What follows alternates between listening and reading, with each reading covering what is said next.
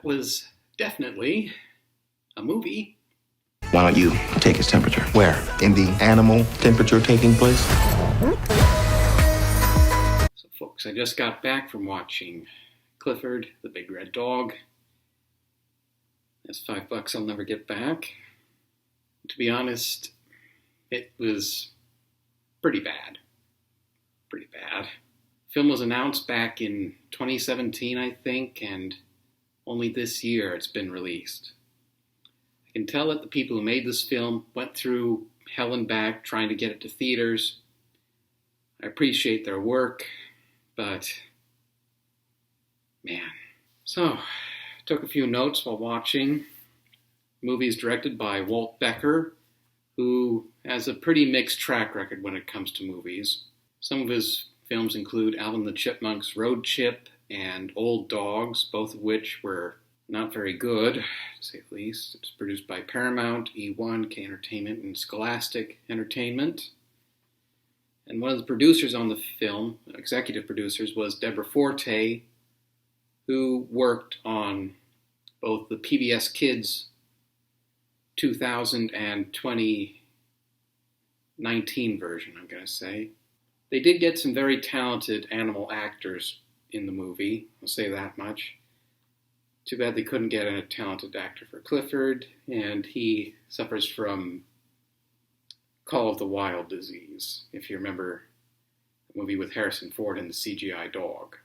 Doesn't look like he's ever seen snow before. So, main character for the film is, of course, Emily Elizabeth, played by Darby Camp, who you might remember from The Christmas Chronicles on Netflix.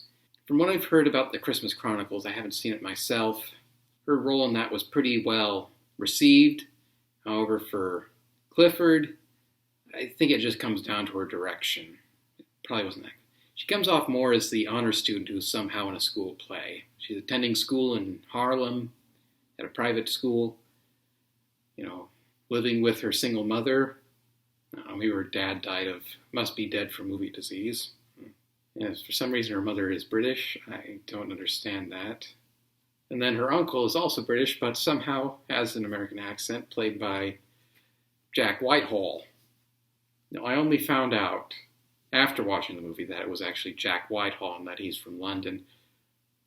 I gotta say, he has a pretty decent American accent. Even his fake British accent, I must give props to, for its cringeworthiness, anyways. Emily Elizabeth's mother has to go away for a court case, so her unemployed deadbeat uncle has to come watch her. And one day while going to school, they come across an animal rescuer by the name of Mr. Bridwell, get the connection, played by John Cleese.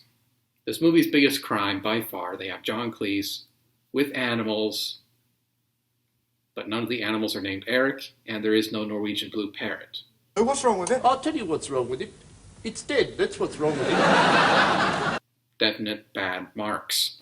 And John Cleese introduces them to Clifford, who he found running around the park. And how big is he gonna get? That depends on how much you love him. There were some parts of the movie that had good humor. I think only 2 jokes from John Cleese actually landed with me. In fact, that's one of the things about this movie.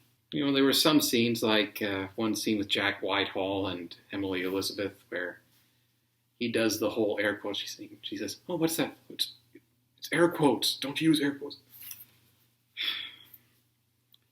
And a lot of the problem with the story is that they always tell even after showing. Number one rule with movies: show, don't tell. There's scenes, Clifford, once he gets big, he walks out in the street. "Hey, that's a big red dog." No, really. I could not have known that unless you told me. Thank you. Honestly, you could show this movie without an SAP audio track and blind people would understand what's going on. Then there's also the middle school drama. Elizabeth, she's not as wealthy as the other kids, so they call her food stamps and whatnot, especially one girl. It's every kid's movie trope in the book piled into the script, honestly. But there's one good child actor in this, and that would be Isaac Wang as Emily Elizabeth's friend Owen. He has some pretty good lines, I'll admit that. Both the book and the TV show, when discussing Clifford's origins, they made it clear that Clifford just gradually grew over time. Just didn't wake up one morning and poof. Eventually this GMO producer, big bad scientist corporation guy, discount Elon Musk I want to call him, finds out about Clifford and thinks, hey, let's steal his DNA. Every bad kids movie trope in the book is in here. And also a great deal of cringe humor. So much cringe. And also a great deal of toilet humor as well, like Clifford urinating on a tree for a full 10 seconds, I think. Ugh. Then a really bad joke about him going to the vets, and, vet played by Kenan Thompson. Apparently he wanted something for his kids to watch. Holding the thermometer. You gotta stick it in the place where you take animals' temperatures. Oh, what's that? Rhymes with nut hole. No. And another point when they have to hide out in Owen's apartment, and Owen's dog runs up and says, oh, he wants to sniff Clifford. And later on in the movie, they hope to find John Cleese again, hoping he can turn Clifford back to small. And there's a whole fake out. Oh no, he died in the hospital. It has ceased to be. It's expired and gone to meet its maker. It's a stiff.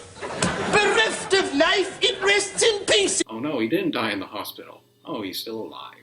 Well, I better replace it then. There's also a whole subplot with discount Elon Musk and one of his scientists and his lawyer, which I want to really call a love triangle. One point, the scientist was just kissing up to discount Elon. I just wanted to say out loud, please kiss already. There was even something they threw in there with Owen's pug sitting on the couch gnawing on a steak bone. And Uncle Casey just turns over and says, so what do you think, T-Bone?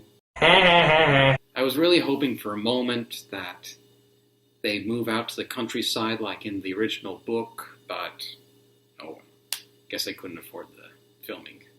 Sum up, the writing for this movie was pretty bad. The directing was pretty questionable.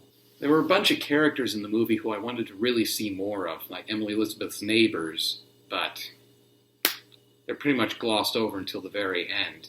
They're all interesting characters. Just wish that there was more of them in the movie, just to flesh out the neighborhood. When I went into this movie, I was hoping that it would be something similar to Paddington, because that was one of the few decent family films of the year. But instead, it's just a really unremarkable picture. Is there anything bad in it for kids? Not really.